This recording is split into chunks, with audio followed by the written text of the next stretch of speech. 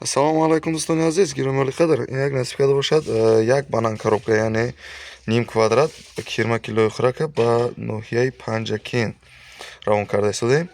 Яъне посилка мекунем. Даруна ҳамин зичноки аст. Оз як зичнокиша нишон медиҳем.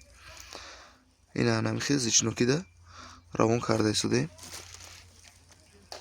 Ана кирмак дар ҳамин зичноки рафта истодааст.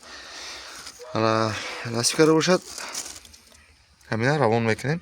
Касоне ки кирма килои хӯрак дар кор ҳастанд, метавонанд муроҷиат кардан гиранд. Аз куҷое набошад ҳаракат мекунем, ё даставка ё посилка карда расонем.